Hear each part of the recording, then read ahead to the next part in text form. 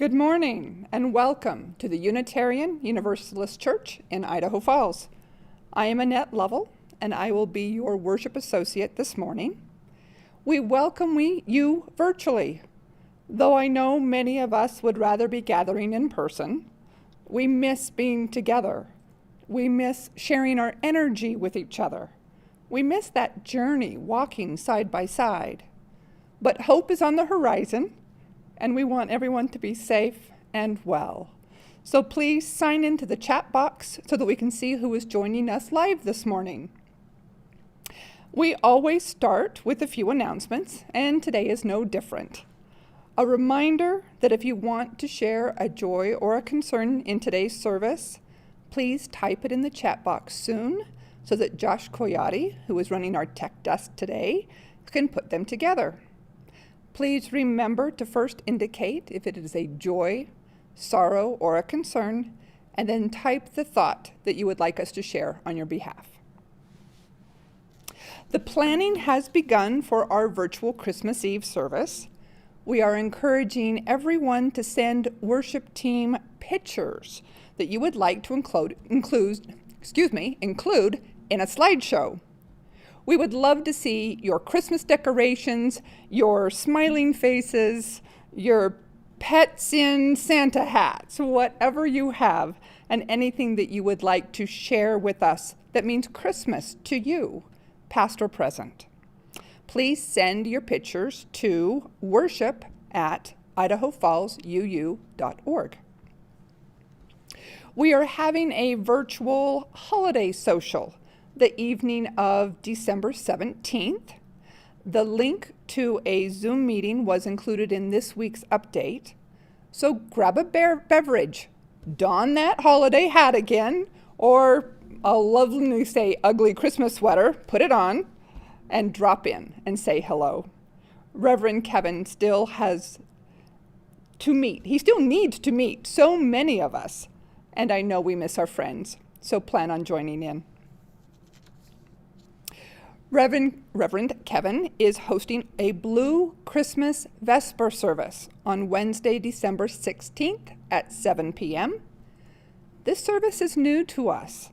It will be a more quiet, meditative service of music and readings and is open to everyone, including those outside of our UU faith. This service is provided primarily for those who have suffered pain or loss over the past year. We will honor that suffering and perhaps open ourselves to the joy and wonder of the season. After the service, there will be a time to join in virtually. This service will be live streamed, just like our Sunday services. We are no longer taking time during a service for our offering, but we know how important it is to support this church financially. I encourage you to, first of all, make sure your pledge cards are filled out and have been turned in to the correct address, very key, and also to find time in your schedules to visit our website, where you can find the Give button in the upper right-hand corner, and you can pay via PayPal or do it the old-fashioned way and mail a check to our P.O. box. We are doing a Change for Change plate donation today. It will be passed on to the Pacific Northwest UU Growth Foundation. This is the same organization that helped us out earlier this year with a grant to buy live streaming equipment, making all of this possible. All funds, either posted on our website or checks received via our P.O. box, should be notated whether it's for Change for Change or your pledge. As always, any and all monetary donations are gratefully received. And now we have a short testimonial. Dear friends, we each have a key role to play, not only in the lives of those of us already part of this congregation, but also for those who seek a welcoming spiritual community. Sometimes, when welcoming others, we have difficulties articulating who we are and what we are about. My lifelong quest to define our purpose led me to this.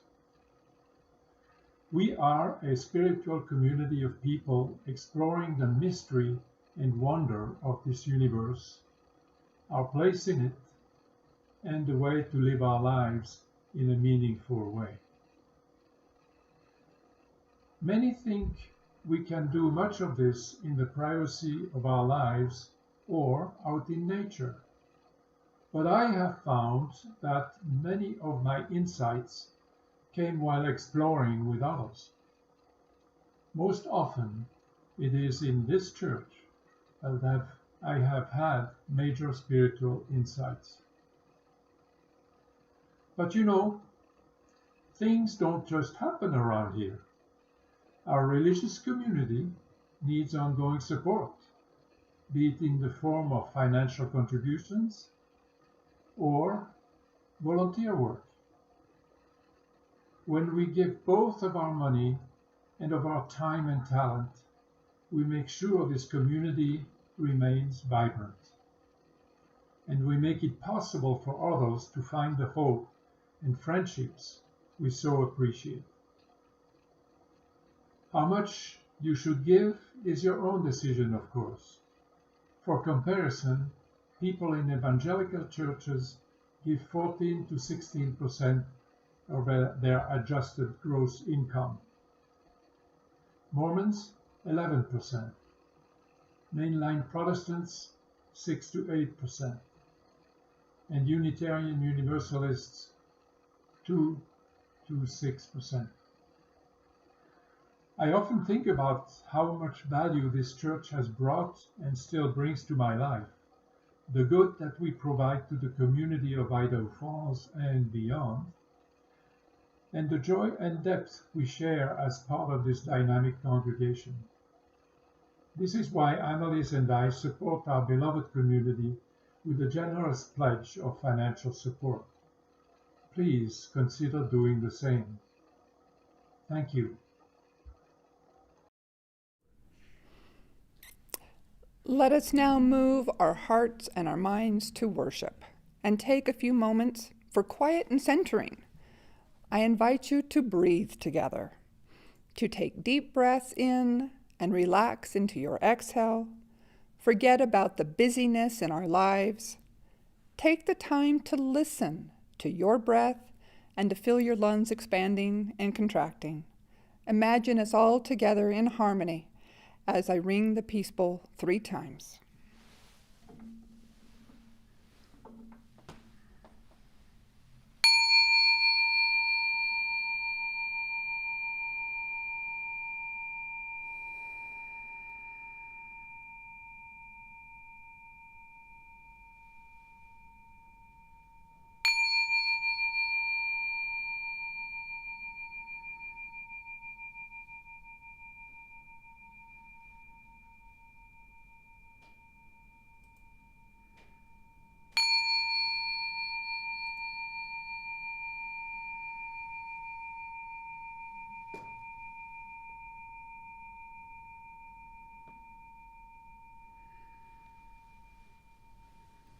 We will begin with our prelude.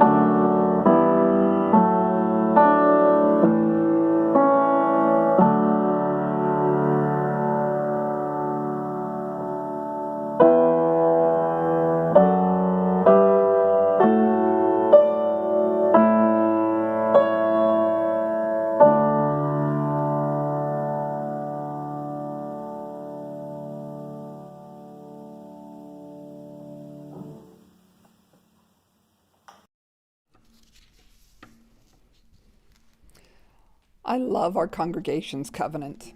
The ideas sound simple enough, yet it is quite difficult to live. These words are a compact we reinforce within ourselves and each other in our UU community. I will read the words this morning, and I encourage you to recite them along with me in your own homes.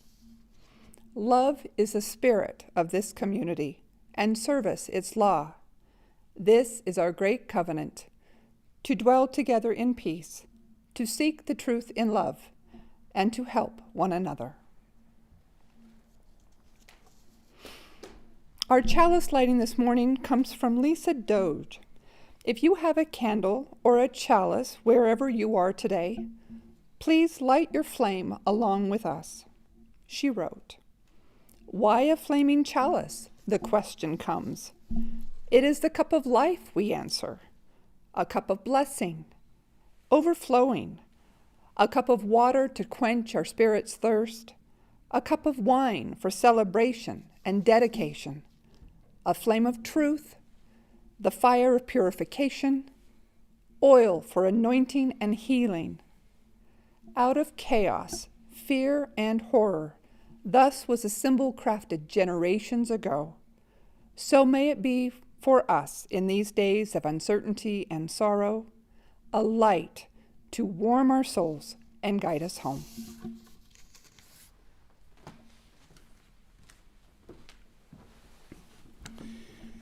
Good morning. Our call to worship this morning is the passage known as the Beatitudes from the Gospel of Matthew. Blessed are the poor in spirit, for theirs is the kingdom of heaven. Blessed are those who mourn, for they will be comforted. Blessed are the meek, for they will inherit the earth. Blessed are those who hunger and thirst for righteousness, for they will be filled. Blessed are the merciful, for they will receive mercy. Blessed are the pure in heart, for they will see God. Blessed are the peacemakers, for they will be called children of God. Blessed are those who are persecuted for righteousness' sake, for theirs is the kingdom of heaven. I invite you now to join in our opening hymn, number 361, Enter, Rejoice, and Come In.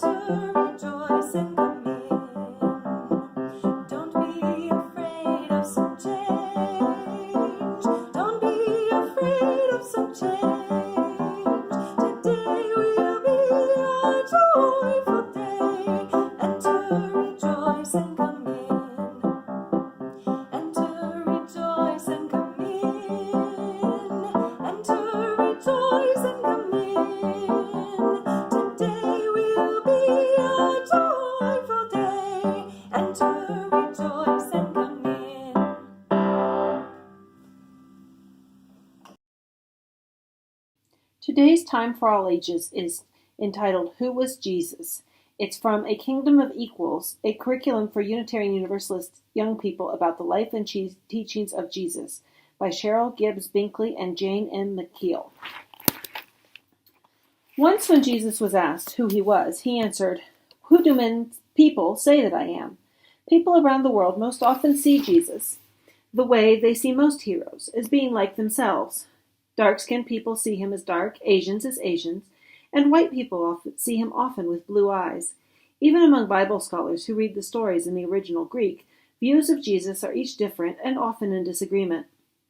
Was he tall or short, handsome or plain? We don't know what Jesus really looked like because no portrait of him was ever done, and photography did not exist. In fact, making likenesses was forbidden among the Jewish people of his time.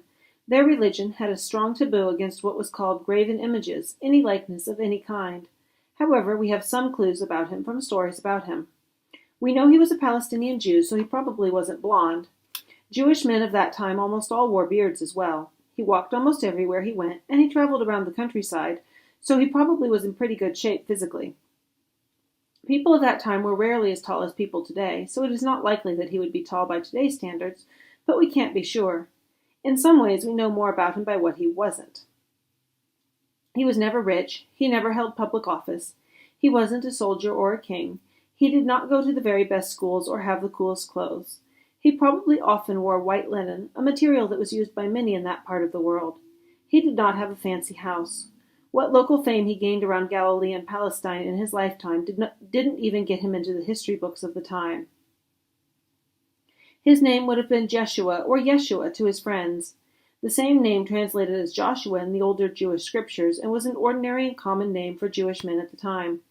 He probably lived 2,000 years ago, from approximately 4 BCE to about 33 CE, during the Roman occupation of the Jewish homeland, the area known as Israel today. He probably grew up in Nazareth and lived in Capernaum as an adult. Capernaum was a small town, Nazareth even smaller. Nazareth and Capernaum were in Galilee. So he was Galilean and probably spoke Aramaic with an accent, since Galileans were known for their provincial accent. Galilee was a rich farming region, and the large and beautiful Sea of Galilee provided commercial fishing. Galilee was green with crops and forests, but other parts of Jesus' homeland were more desert-like. Jesus' stories reflect this background of planting and reaping, fishing and living close to nature. His father was probably a carpenter named Joseph, his mother a woman named Mary, or Miriam as the name would have been in their native Aramaic. Jesus and Mary are Greek translations of the names. We believe Jesus had both brothers and sisters, and at least one brother, James, was a disciple of Jesus. He must have been very charismatic and spiritually a remarkable person. As he went about the countryside, people found their lives transformed. He performed unexplainable feats, which some called miracles, and told stories that people try to live by to this day. He gained a large following of all sorts of people. He was known for both his ideas and his healing, and after his death he would become even better known and revered. Both Unitarians and Universalists once considered themselves Christian faiths, and some UU congregations and individuals still consider themselves Christians, followers of Jesus' teachings. The end.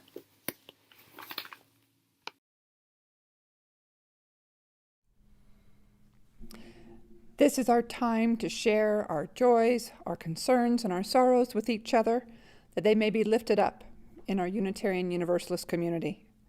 With the holidays around the corner, this time can be especially difficult for many of us. Sharing our lows with each other can help us feel heard, and sharing our highs gives us that moment to celebrate. If you have not already done so, please type in your thoughts into the chat box now. We checked the emails right before the service started, and I did not see anything, so we'll go to the chats. We have a joy from Victoria McDonald. She and Honey visited isolating friends in Cobalt, 32 miles from a paved road. Only 4 hours of sunlight with steep mountains and very cold, but joyful. It's nice to visit friends.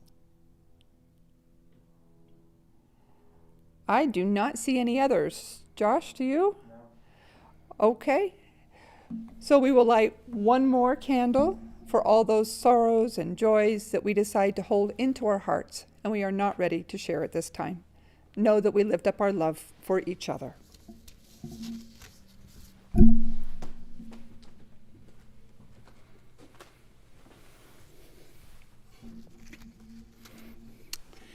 I have 2 short readings this morning, and the first is an excerpt from the book Honest to Jesus by Robert W. Funk. The renewed quest for the historical Jesus points to a secular sage who may have had more relevance to the spiritual dimensions of society at large than to institutional religion. As a subversive sage, Jesus is also a secular sage. His parables and aphorisms all but obliterate the boundaries separating the sacred from the secular. He can teach us something that has nothing directly to do with what we know as Christianity, or indeed with organized religion as such. Stated as a question, is Jesus relevant to our society, to our time, to the world we know, apart from the role he played in the Christian religion? Or is his story merely an interesting anecdote from a bygone age? Our second reading is an excerpt from the book Christ for Unitarian Universalist, a new dialogue with traditional Christianity by Scotty McLennan. The early Christian community spoke of Jesus as a prophet, teacher, Messiah, and Lord. Then over the next few centuries, he was experienced as the turning point in history, with dates coming to be marked as BC, before Christ, and AD, Anno Domini, or in the year of our Lord.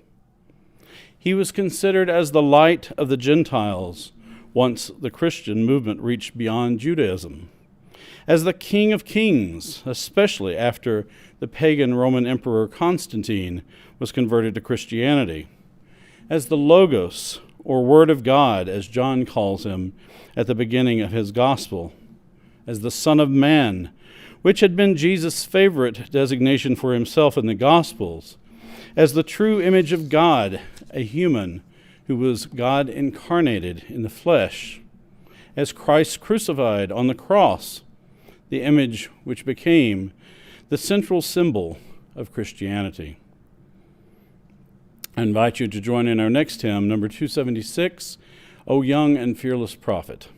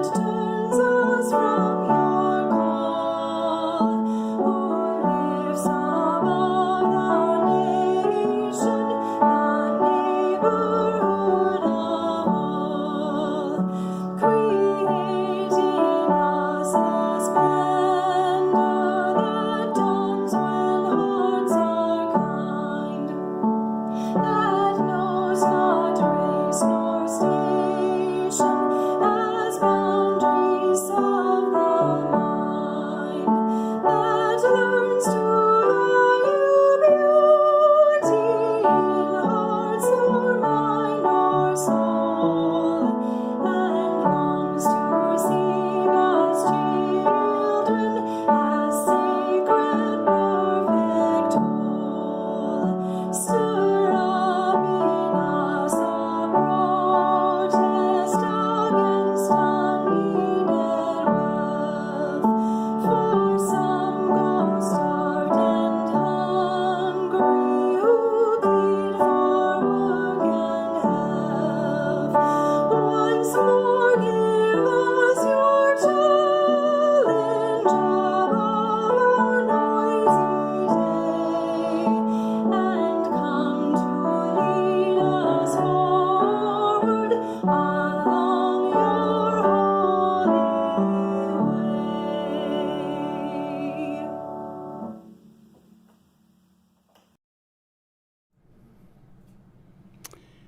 Until the last few decades, most Unitarian Universalists have come into our faith after being raised in one of the thousands of Christian denominations that have found fertile soil in America.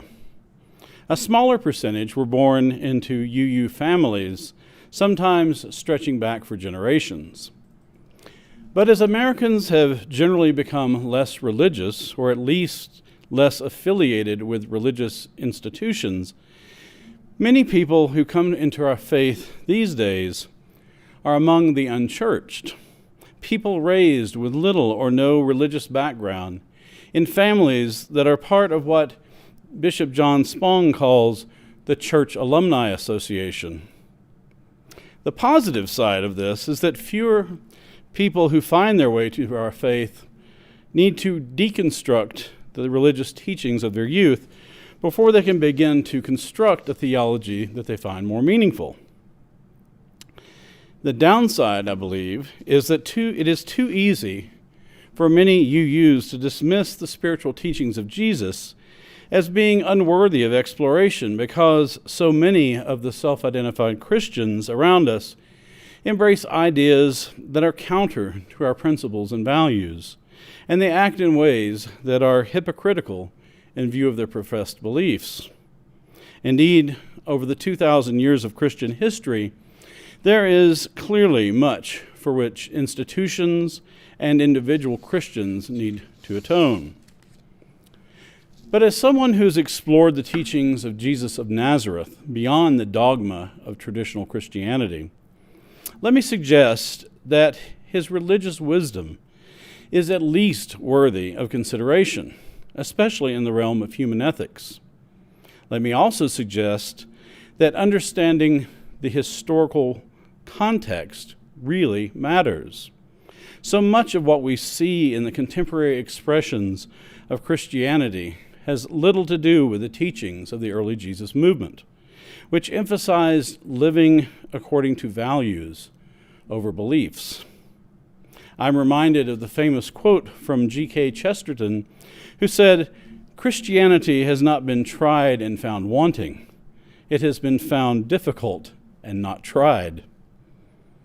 Now, if you visit any mainstream Protestant church on a typical Sunday, you will experience a worship service that is not so different from our own. You'll probably hear more, mention of God than you would in a Unitarian Universalist church, but the service should feel very familiar. The format is what my liturgy professor in seminary called a hymn sandwich.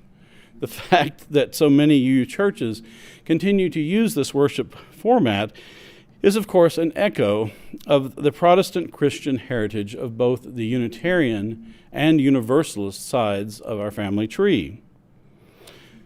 But with rare exceptions, you will not hear the kind of sermon I'm preaching today in even the most liberal Christian churches. And sadly, you will be unlikely to hear a sermon like this in most Unitarian Universalist churches either. For today, during this season of Advent, I'm preaching not about the Christ of faith, Christ the Redeemer, Christ the Savior, but about the historical Jesus, the flesh and blood, mortal prophet, whose vision of a better world is still relevant, even if many of us reject almost everything about the Christian religion that evolved after his death. I believe it is a good time of year to invite the historical Jesus to church.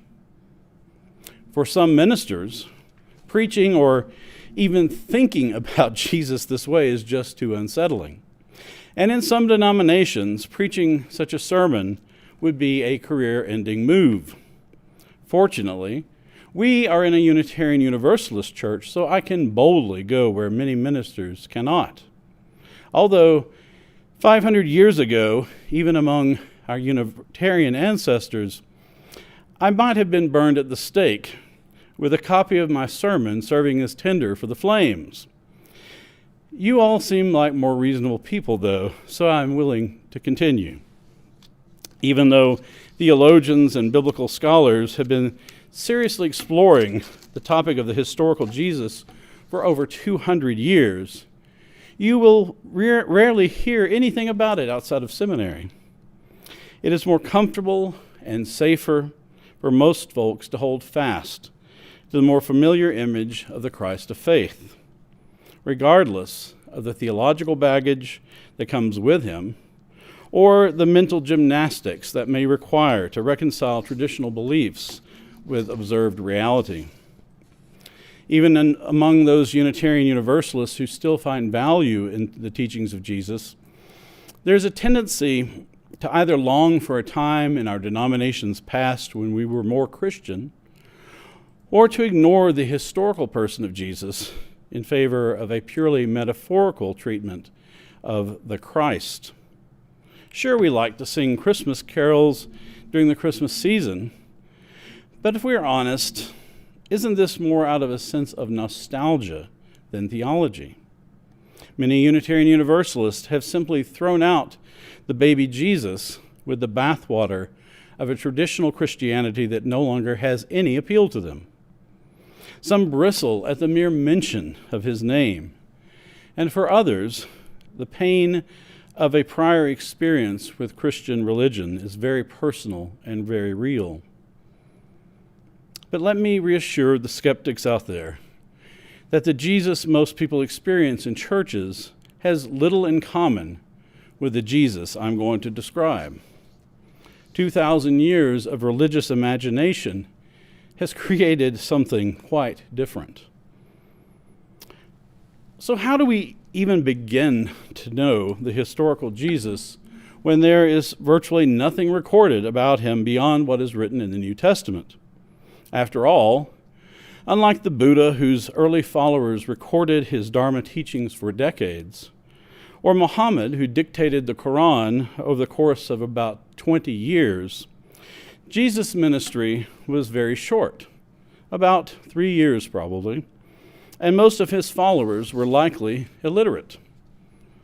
The answer to how we know more about the historical Jesus now is both fascinating and important. So let me provide some basic background before we explore what we can confidently say about him.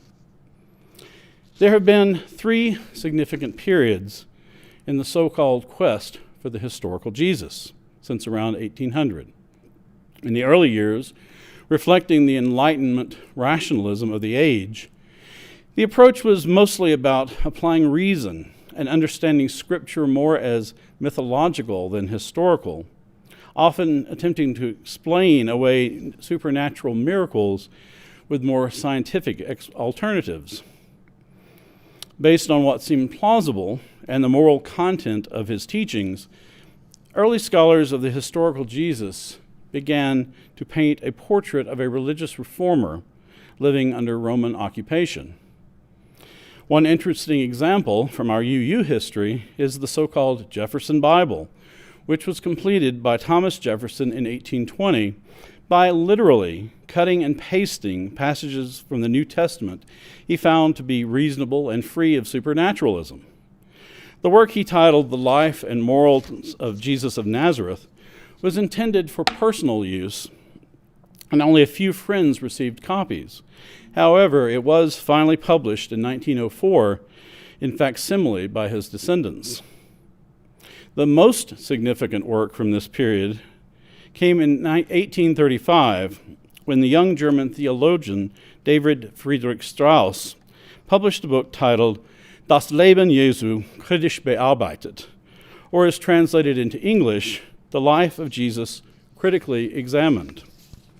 Though it would not be translated into English until 1860, the book quickly gained notoriety on both sides of the Atlantic among progressive theologians. In 1840, for example, Reverend Theodore Parker wrote a review of the book, which appeared in the Unitarian periodical, The Christian Examiner. Parker had some concerns about the content, but he praised the book, writing, quote, Das Leben Jesu is a work of profound theological significance. It marks the age we live in, and to judge from its character and the interest it has already excited, it will make an epoch in theological affairs. It is a book whose influence for good and evil will not soon pass away. Taken by itself, it is the most remarkable work that has appeared in theology for the last 150 years, end quote. It is certain that the demythologizing of Jesus that Strauss and other scholars had begun would forever influence Parker's theology and that of other transcendentalists who looked to nature for a revelation of the divine as a complement to biblical authority. You can see this most clearly in Parker's famous sermon titled A Discourse on the Transient and Permanent in Christianity that he preached in 1841. Over the rest of the 19th century, many others would dig into the content and language of the extant religious text, as well as letters and other materials from early Christians to fill out more details of the emerging portrait of Jesus. Biblical archaeology also advanced to help us understand more about life in first century Palestine. Finally, in 1906, Albert Schweitzer published The Quest of the Historical Jesus, in which he reviewed the previous century of Jesus scholarship and offered his own interpretation. Schweitzer rebutted the increasingly popular idea of the so-called mythicist, who argued that a real Jesus never even existed and was purely a myth, arguing instead that we need to understand him as a teacher in the context of first century Jewish apocalyptic teaching. Schweitzer envisioned Jesus as someone who believed his ministry would bring the end times and the kingdom of God would be established on earth.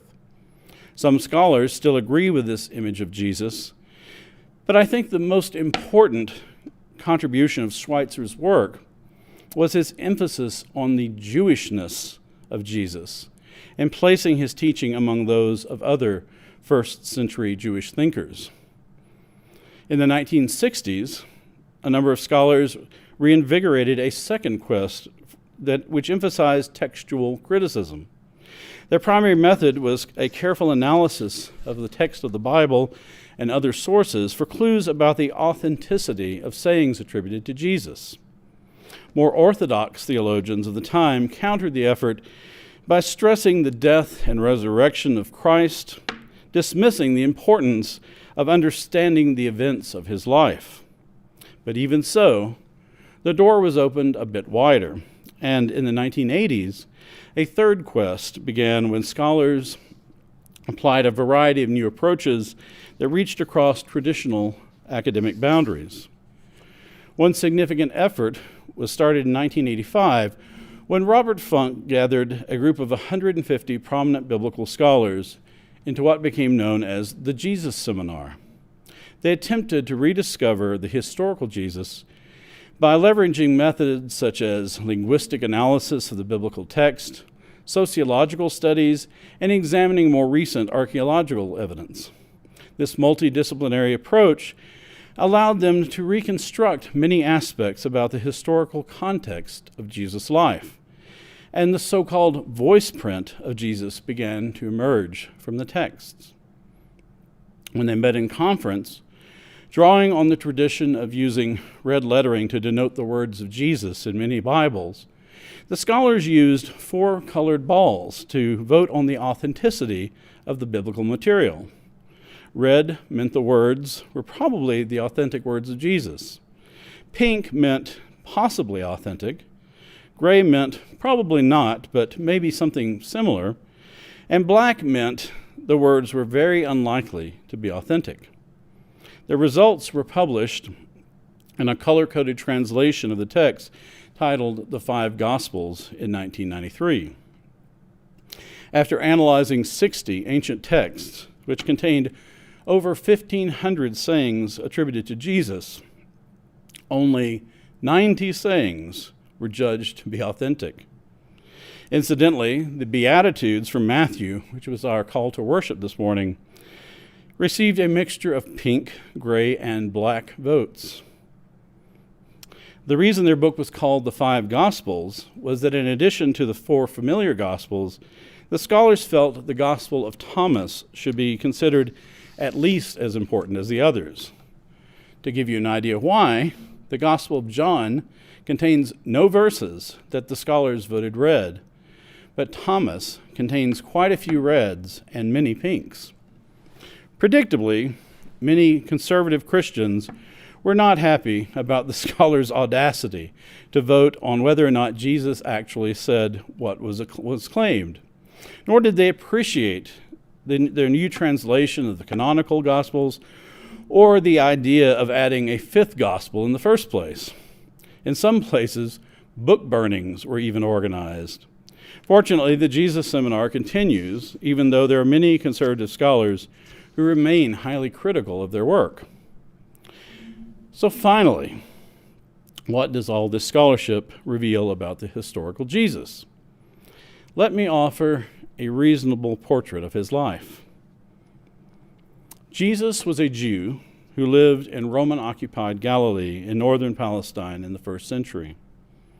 He appears to have been of the peasant class, and like most peasants, excessive taxation and oppression probably meant that his family no longer owned any land.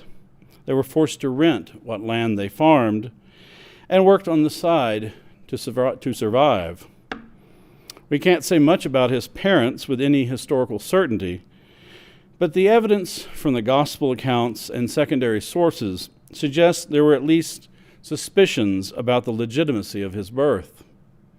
Setting aside the idea of a miraculous virgin birth, it is probable that Mary conceived her child outside of marriage, due to circumstances about which we can only speculate.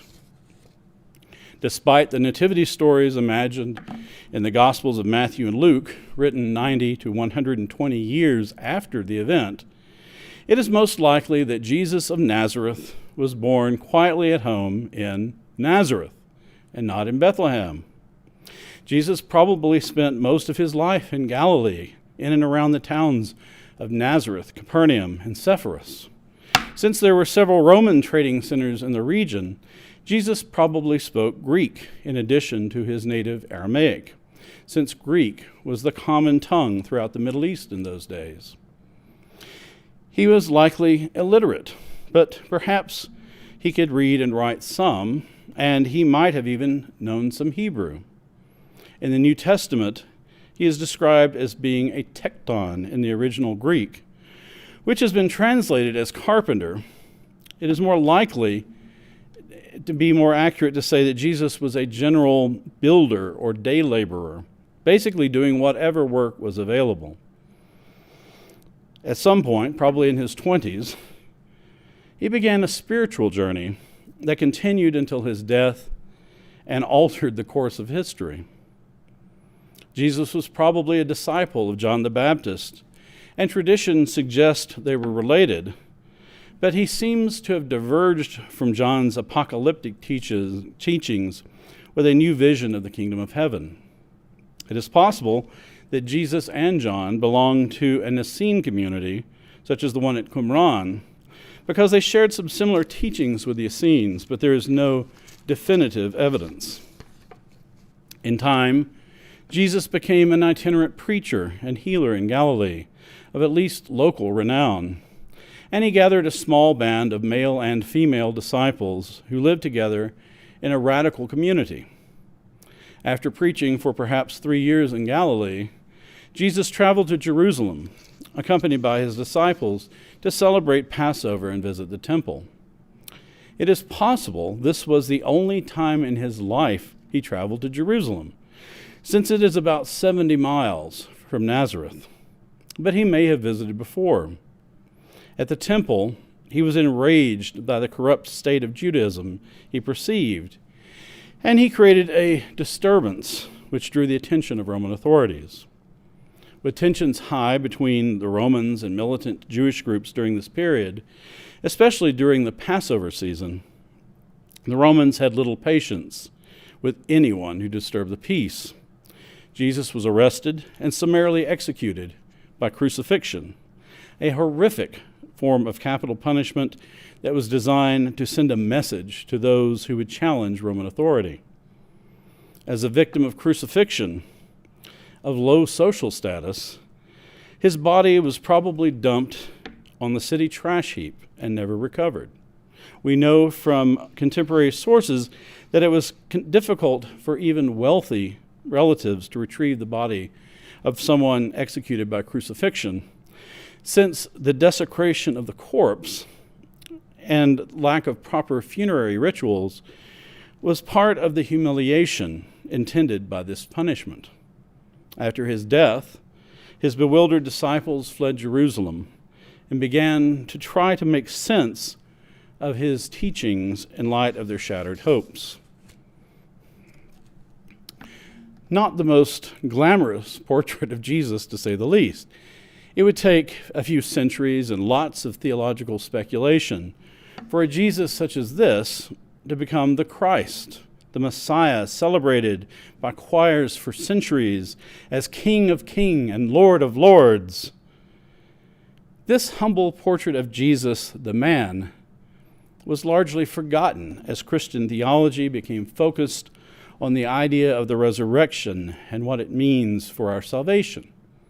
To be a Christian, in traditional terms, has come to mean that you believe that Jesus rose from the dead and that his death on the cross was the price he paid for our salvation. The content of his actual teachings is almost irrelevant in such a theology. If you're familiar with the Apostles' Creed, for example, it says that Jesus was born of the Virgin Mary, suffered under Pontius Pilate, was crucified, dead, and buried. The creed proceeds straight from Jesus' birth to his suffering and death, and all of the teaching, preaching, and healing that Jesus performed in his life is reduced to a mere comma in the creed, as if it did not matter. But there is good news. We don't have to live with this narrow theological interpretation. We can instead dive deeper into the teachings of the historical Jesus for spiritual wisdom that is earthly, human-focused, justice-centric, and profoundly relevant for us today. There is still plenty of debate, but I agree with scholars who place Jesus within the so-called wisdom tradition of Judaism, instead of seeing Jesus as an apocalyptic prophet focused on the end times. Jesus taught using parables and aphorisms, or short sayings, which were the tools of the wisdom tradition. Some of these aphorisms are what we might call one-liners that are really funny when you understand the context. He also used mockery to make his points. You're probably familiar with at least one parable, such as the leaven or the Good Samaritan, and each one is worthy of its own sermon. A good example of a humorous aphorism comes from the Gospel of Matthew, where Jesus says, "And if anyone wants to sue you and take your coat, give your cloak as well." At first glance, you probably think Jesus was just talking about generosity. But consider that he lived in a two-garment society where few people owned more than one set of clothes. If you gave away your coat and your cloak, you would be left buck naked, and his audience would appreciate the humor. Jesus did not invent these rhetorical forms, but he was a master at using them. Wisdom teachers were concerned with the human condition and rarely bothered with discussions about God, although there is little doubt that Jesus and other Jewish teachers believed in one God. Keep in mind that this was Judaism before the Talmud. There were even local variations of the Torah during this period, which was often recited orally rather than read, since few people were literate. It appears the title rabbi was not even in use in his lifetime, but there were different schools that followed the teachings of a particular sage. Hillel, for example, is another famous Jewish wisdom teacher from this period who developed a large following. Wisdom teachers spoke about a world of possibilities rather than what we think of as the real world. The point was not to instruct their disciples with practical knowledge, but rather to use paradox to point to counterintuitive understandings of the world, a world of hopes and dreams that can be lived into existence despite the status quo. Parabolic thinking says that what we experience as the default form of the world is only one of an infinite number of possible worlds, and we can be liberated from this one. For example, when Jesus says, "Love your enemy," it is a paradox. For if you love someone, they are no longer, by definition, your enemy. So how can you really love your enemy? It speaks to a compassion that shatters boundaries. In the kingdom of heaven, the category of enemy no longer has any meaning. This new kingdom of heaven was the heart of Jesus' message. It was a way of living in defiance of those who would oppress us, living as if God and not the Roman emperor was in charge. With his community of disciples, he gave us an example of how we might live such teachings into reality, but it has always been hard to do so. Almost immediately after his death, the Jesus movement began moving toward an apocalyptic understanding of Jesus that offers an easier, instant salvation form of Christianity. You can really see this transformation beginning in the writings of Paul, which date to around the year 50, roughly 20 years after the crucifixion. By the time the Gospels were written, from around the year 70 until the early 2nd century, this shift would set the trajectory of Christianity for the next 2 millennia. But scholarship suggests it is time to re-examine the material and return to a more authentic understanding of the teachings of Jesus. Several years ago, I attended a conference of the Jesus Seminar down in Florida. And during one of the breaks, I told a group of the scholars that all of this historical research was fascinating and good, but in the end, it needs to be preached from pulpits on Sunday mornings across America if it's really going to make a difference. It needs to be preached to anyone with ears to listen. The scholars agreed, but they understood it will take courage for ministers to do this. I hope I've done my small part today, but admittedly, it is easier to do this among Unitarian Universalists. We tend to be more open-minded and inclusive than folks in many other denominations.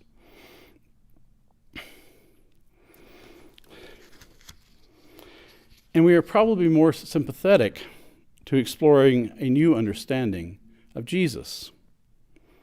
There's so much more I could dig into, but I hope I have made a case for inviting the historical Jesus to church and for inviting him into a deeper dialogue with other spiritual teachings from the tapestry of human history. Just imagine the world we could create together if more people took Jesus seriously about building the kingdom of heaven on earth. I invite you now to join in singing our closing hymn, number 225, O Come, Emmanuel.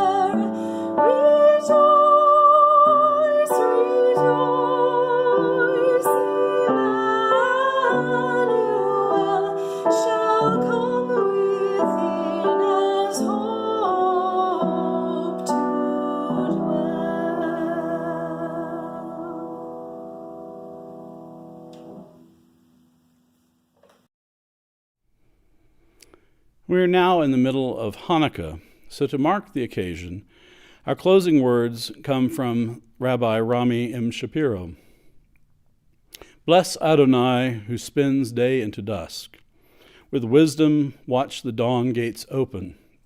With understanding, let time and seasons come and go. With awe, perceive the stars in lawful orbit. Morning dawns, evening darkens and light yielding one to the other, yet each distinguished and unique. Marvel at life, strive to know its ways. Seek wisdom and truth, the gateways to life's mysteries. Wondrous indeed is the evening twilight.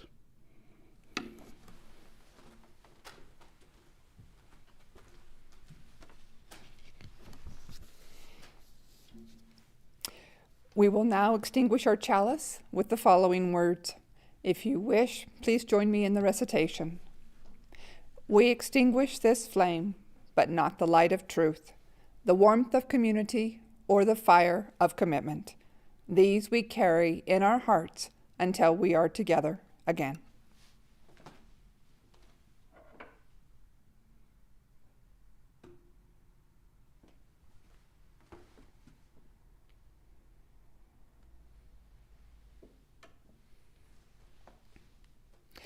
And before we conclude the service, I would like to invite everyone to our virtual coffee hour directly after the service. After today's subject, we might have a lot to talk about. So please come and join us. The link is included in the service email. It is time for our postlude. Be safe and be well.